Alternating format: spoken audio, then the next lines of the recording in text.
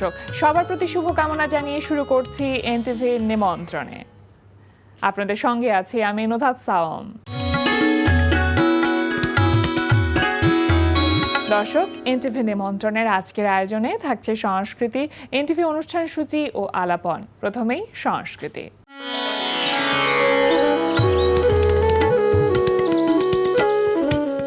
বাংলাদেশ শিল্পকলা একাডেমির চারুকলা বিভাগের জাতীয় চিত্রশালার গ্যালারি 4-এ অনুষ্ঠিত হচ্ছে বাংলাদেশের লোকশিল্প প্রদর্শনী 2026। প্রতিদিন সকাল 11টা থেকে রাত 8টা এবং শুক্রবার বিকেল 3টা থেকে রাত 8টা। এই সময় প্রদর্শনী চলবে 30 এপ্রিল পর্যন্ত। এবার এনটিভি অনুষ্ঠান সূচি। এবার জানিয়ে দিচ্ছি এনটিভির আজ রাতের বিশেষ বিশেষ অনুষ্ঠানগুলির সময়সূচি। সন্ধ্যা 6:15 থাকছে সমসাময়িক বিষয় নিয়ে অনুষ্ঠান সংলাপ প্রতিদিন।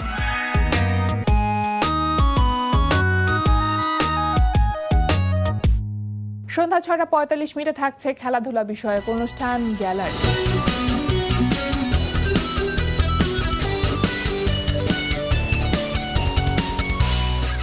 রাত 8:20 থাকছে রান্না বিষয়ক অনুষ্ঠান ফুড ক্যারাভান।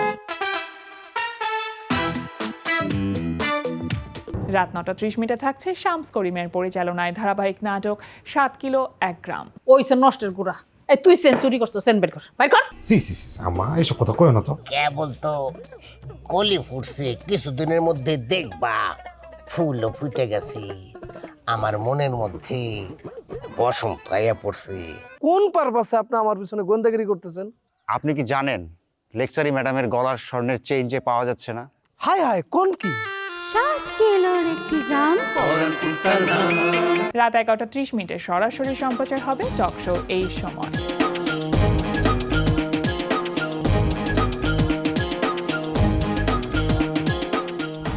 এই ছিল এনটিভির আজ রাতের বিশেষ বিশেষ অনুষ্ঠানগুলির সময়সূচি।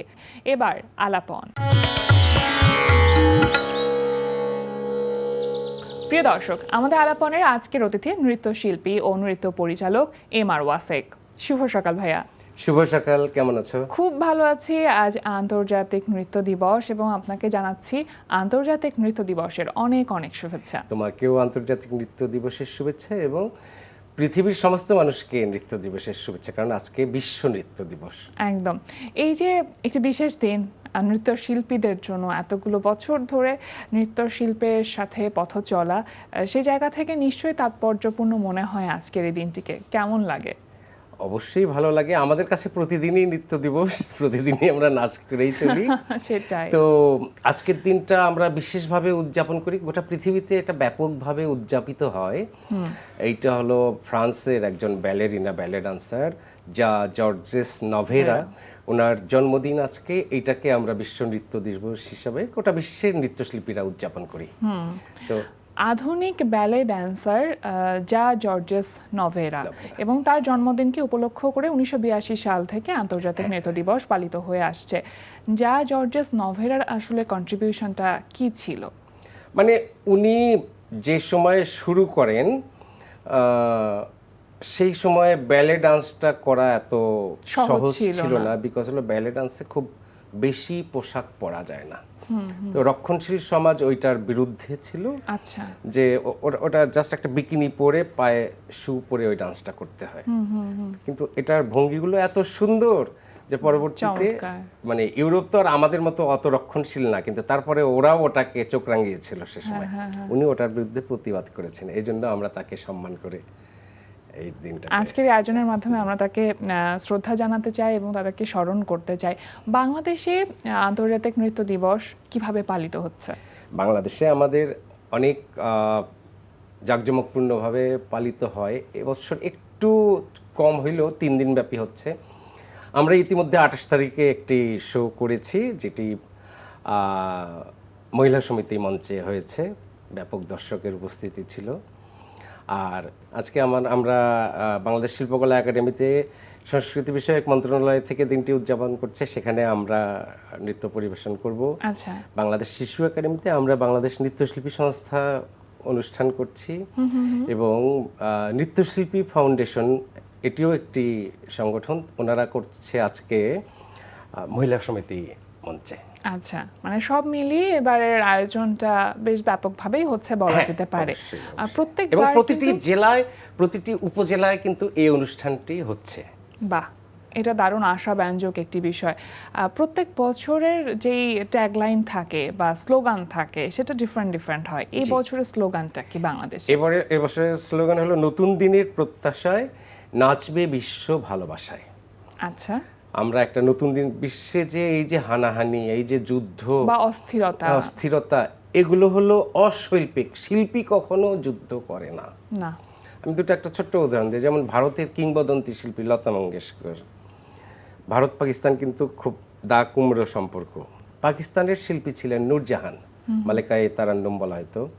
লতা মঙ্গেশকর সারা জীবন কিন্তু বলে গেছেন যে আমার চেয়ে উনি ভালো গান। বলে যে এক্সপ্রেশন আমি ওনার কাছ থেকে শিখেছি, কিন্তু ওনার মতো আমার হয় না। তো দুইটা শত্রু প্রতিম দেশের শিল্পী দুজন দুজনকে কি শ্রদ্ধা করে।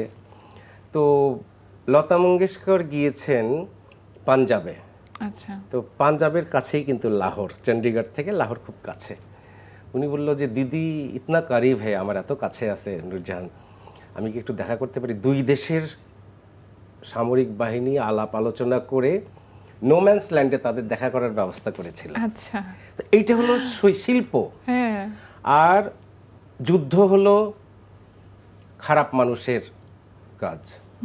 গোটা পৃথিবীকে প্রতিনিয়ত ধ্বংস করছে যুদ্ধ, আর আমরা শিল্পীরা যুদ্ধ ঠেকাতে ভালোবাসাকে এগিয়ে নিতে মানে কাজ সমগ্র করছি। পৃথিবীকে এক করে রাখবার চেষ্টা চেষ্টা করছে। করছি।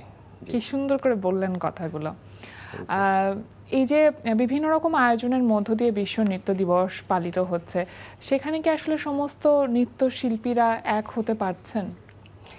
এটি প্রথমত হচ্ছে আমরা ভালোবাসার তাগিদে কাজগুলো করি। যেমন আমি ইউনিভার্সিটিতে অনার্স মাস্টার্স পাস করে আমি 16 BCS-এ আমি চান্স পেয়েছিলাম, আমি যাইনি।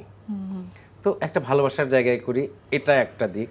আর একটা দিক হলো এটা যেহেতু আমার পেশা, আমার কিছু প্রতিদ্বন্দ্বী আছে, তার সাথে একটু আমার তো হিংসা থাকবে, বা একটু হিংসা না প্রতিযোগিতা। থাকুক, প্রতিযোগিতা মানে থাকবে। দুটোই থাকে, যেটা সত্যি বাস্তবতা। কিন্তু সেটা কখনো এই পর্যায়ে পড়ে না যে আমি ওকে মেরে ফেলবো, ওর স্টেজটা ভেঙে দিব, এরকম না। আমি চেষ্টা করি যে ওনার চেয়ে যেন আমারটা আরেকটু ভালো আরেকটু হয়, ভালো হয়। বা ওনার সমান যেন হয়। বা তার মধ্যে কি এমন আছে যেটা আমি শিখতে আমি পারি? পারি না, হ্যাঁ, এই আর কি। হ্যাঁ, হ্যাঁ। এখন পর্যন্ত আসলে আপনার কাছ থেকে অনেকেই তো শিক্ষা নিয়েছে, নৃত্যের তালিম নিয়েছে। তাদেরকে যখন দেখেন যে তারা অনেক ভালো করছে, এগিয়ে যাচ্ছে, তখন কেমন লাগে? এক্ষেত্রে আমি খুবই ভাগ্যবান, আমি বলবো। বাংলাদেশের 64টি জেলা যেখানে শিল্পকলা একাডেমি আছে, এর মধ্যে 47টি জেলা শিল্পকলা একাডেমির শিক্ষক আমার স্টুডেন্ট, বাহ। আমার প্রতিষ্ঠানের। এবং পৃথিবীর মনে হয় এমন কোনো দেশ নাই যেখানে বাঙালি কমিউনিটি আছে, সেখানেই আমার একটা করে স্টুডেন্ট আছে।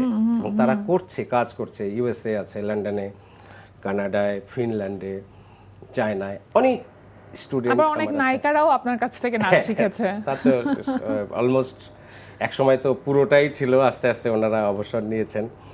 এই যে অপু বিশ্বাস আমার ছাত্রী ছিল, পূর্ণিমা শিশু একাডেমিতে আমার ছাত্রী ছিল, শখ, আনিকা কবির শখ, তারপরে রেসি চিত্রনায়িকা, এরা আমার স্টুডেন্ট ছিল সরাসরি।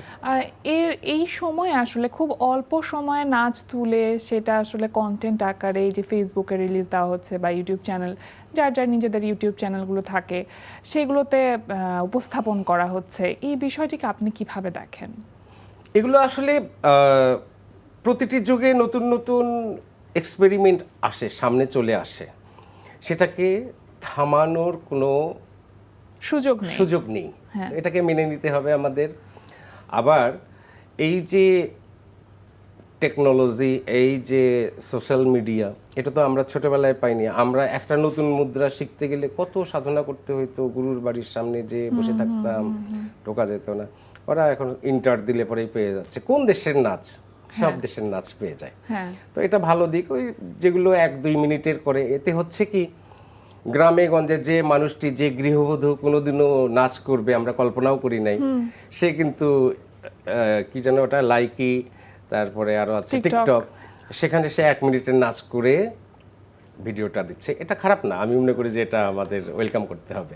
নন্দন কলা কেন্দ্র বয়স কত হলো নন্দন কলা কেন্দ্র? এবার আমরা 30তম বর্ষ উদযাপন করব। বা মানে কবে হবে, কোথায় হবে, কিভাবে হবে? এটা ঠিক আমরা 3রা অক্টোবর আমাদের একাডেমির মূল ছিলেন আমার গুরু জিনাত বরকতুল্লাহ, ওনার জন্মদিন 3রা অক্টোবর। আচ্ছা, তো আমরা পরিকল্পনা করেছি, উনি তো সদ্য প্রয়াত হয়েছেন, 3 বছর হয়ে গেল, ওনার জন্মদিনটাই আমরা আমাদের অনুষ্ঠান করব 3 অক্টোবর। আচ্ছা, মানে কি কি পরিকল্পনা রয়েছে আয়োজনকে ঘিরে? আর আয়োজনে আমার প্রথম হলো আমি একটা নৃত্যনাট্য করেছি, মাত্র একটা শো করেছি, এটা আচ্ছা, রূপবান। তো এটা ঢাকায় করা হয়নি, একবারই করেছিলাম মানিকগঞ্জে। এইটা আমরা করব। এছাড়া আমার যারা ছাত্রছাত্রী বিভিন্ন জায়গায় নাচ করছে, করাচ্ছে, ঢাকাতেও আছে অনেক প্রফেশনালি এখন যারা কাজ করছে, ওদেরকে দিয়ে একদিন আমি শো করাবো, সব ওরা করবে। বাহ, দারুণ। নন্দন কলা কেন্দ্র মানে প্রতিটা স্কুল কিন্তু ভাই আসলে এক একটা মোটো নিয়ে কাজ করে, সেই জায়গাতে আপনার স্কুলটা আসলে কি উদ্দেশ্য এবং কি মোটো নিয়ে কাজ করছে? প্রথমত আমি যেটুকু জানি সেটুকুই সবার মাঝে ছড়িয়ে দিতে চাই, পরবর্তী প্রজন্ম যেন আপনার শিক্ষাটা নিতে জি, পারে। জি।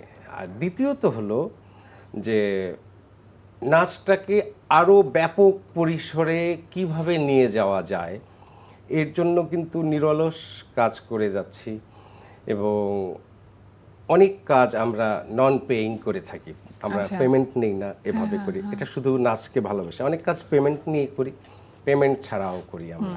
গতকালই একটা আমার অনুষ্ঠান ছিল, আচ্ছা, পেমেন্ট ছাড়া করেছি, এটা ভালো। শুধুমাত্র আত্মার খোরাক, মনের শান্তি বা মনের সন্তুষ্টি। এক একটা সময়ের এক এক রকম চ্যালেঞ্জ থাকে। আপনি যে সময় নাচ শুরু করেছিলেন তখন একরকম চ্যালেঞ্জ ছিল, আবার যখন স্কুল শুরু করেছিলেন তখন একরকম ছিল, স্কুলের বয়স আজ 30 বছর হয়ে গেল। এই সময়ে নৃত্য শিল্পকে ঘিরে কি কি চ্যালেঞ্জ রয়েছে? চ্যালেঞ্জ বহু রকমের ফেস করতে হয়। আমরা যখন শিখি, আমি প্রথম নাচ করেছি 1977 সালে খেলাঘরের রজত জয়ন্তী অনুষ্ঠানে, তখন প্রথম হয়েছিলাম। আমাকে পুরস্কার দিয়েছিলেন মিসেস ফিরোজা বাড়ি, প্রেসিডেন্ট ছিলেন জিয়াউর রহমান, তার মহিলা ও শিশু বিষয়ক মন্ত্রী ছিলেন উনি।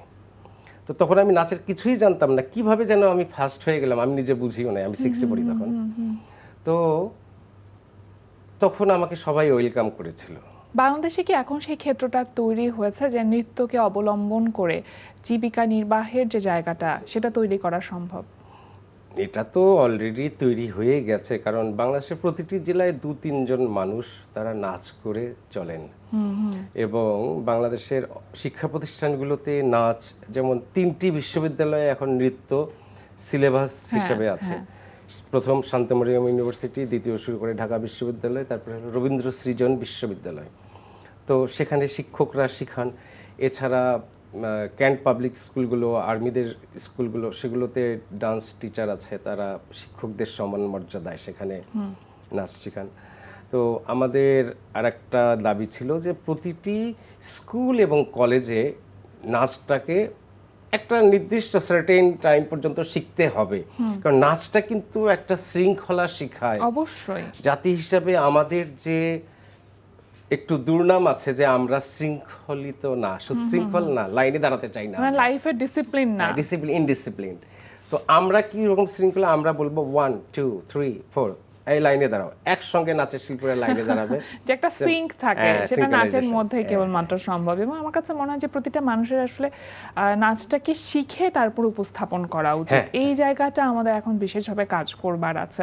নিশ্চয়ই সে ব্যাপারে আমরা সচেতন হব এবং আপনারাও আসলে উদ্যোগী হবেন। অনেক অনেক ধন্যবাদ ভাইয়া, আজকে আমাদের আয়োজনে এসে সময় দেবার জন্য। আপনাকে আরও একবার জানাতে চাই বিশ্ব নৃত্য দিবসের অনেক অনেক শুভেচ্ছা। তোমাকেও বিশ্ব নৃত্য দিবসের শুভেচ্ছা, বাংলাদেশের সবাইকে নৃত্য দিবসের শুভেচ্ছা। যে যেখানে আছেন আপনার সন্তানকে সংস্কৃতির কোনো একটি শাখায় দিন, তার মানসিকতা ডেভেলপ করবে, উদার হবে এবং সে ডিসিপ্লিনড ওয়েতে চলতে শিখবে। আর আজকে আমাকে এখানে ডাকার জন্য এনটিভিকে ধন্যবাদ, যারা কলাকুশলী ছিলেন, ক্যামেরায় আছেন, সবাইকে আমার আন্তরিক কৃতজ্ঞতা জানাচ্ছি। অনেক ধন্যবাদ। প্রিয় দর্শক, আমরা চলে এসেছি অনুষ্ঠানের শেষ প্রান্তে। অনুষ্ঠান সম্পর্কে আপনার মতামত জানাতে মেইল করুন এনটিভি নিমন্ত্রণে @ntvbd.com। বিশ্বের যে কোনো প্রান্ত থেকে যে কোনো সময় এনটিভি নিমন্ত্রণে দেখতে ভিজিট করুন আমাদের পূর্ণাঙ্গ ওয়েব পোর্টাল www.ntvbd.com। এছাড়া এনটিভি সব জনপ্রিয় অনুষ্ঠান ও খবরের আপডেট পেতে ভিজিট করুন আমাদের ইউটিউব চ্যানেল ও ভেরিফাইড ফেসবুক পেজে। সবার মঙ্গল কামনায় আজকের মতো এখানে শেষ করছি। সবাই ভালো থাকুন, সুস্থ থাকুন, সুন্দর হোক আপনার প্রতিটি মুহূর্ত।